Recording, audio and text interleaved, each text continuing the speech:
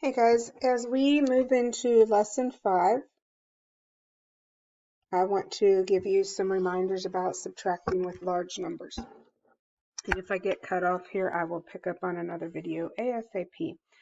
So one of the very first problems you're going to see is 1,734 minus 582.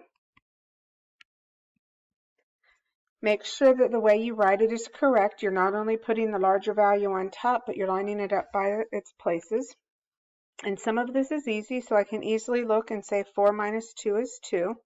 And then here's where the standard algorithm tends to confuse some of you. I can't do 3 minus 8. It's impossible to do in this situation. So it's very tempting to say 8 minus 3 is 5. We can't do that either. So I have to remember that 7 in the hundreds is really 10 tens. So I'm going to take 10 tens away, which makes that 600, and I'm taking those 10 tens over here to make that 10 plus 3 or 13.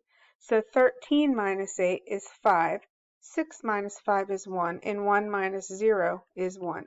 So I see that I have 1,152, and that's your standard algorithm, which is the goal that we will end up using, but it's also one that tends to confuse a whole lot of fourth graders at first. So we might want to start out with a different strategy, and I want you to think back to our place value base 10 blocks that we used at the beginning of our last unit, and you might remember that the big large cube was worth 1,000.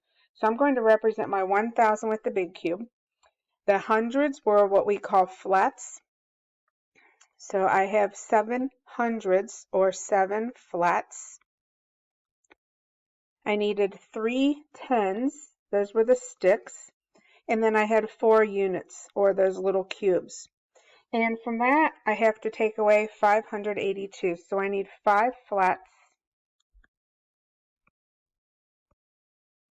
I have 8 tens or 8 sticks,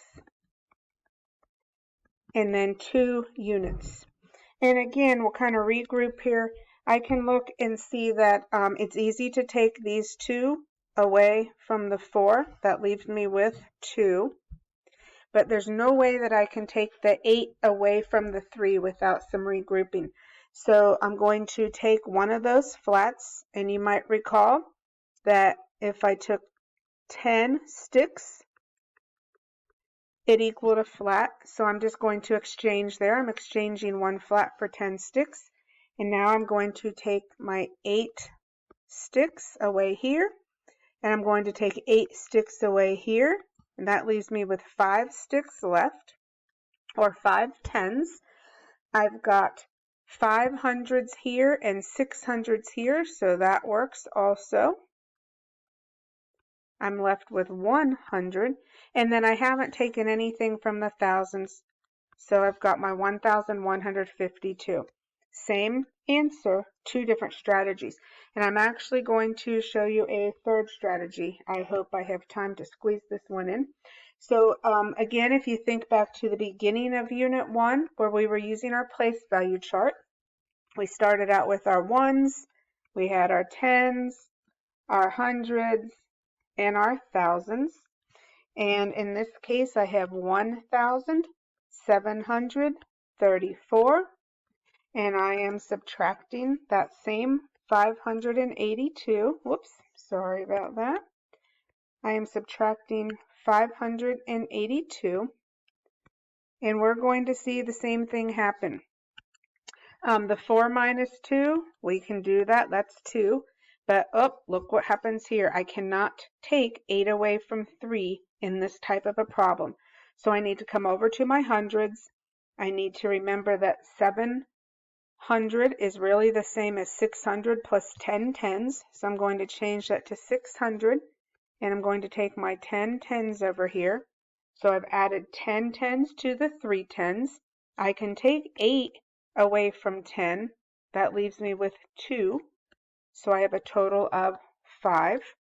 I can take 6 minus 5. 5 away from 6 is 1. And then I still don't have anything over there with the 0. So there's a third strategy for subtracting the large digits. We have the place value chart, the base 10 blocks, and the standard algorithm. Show your work when you're in Seesaw.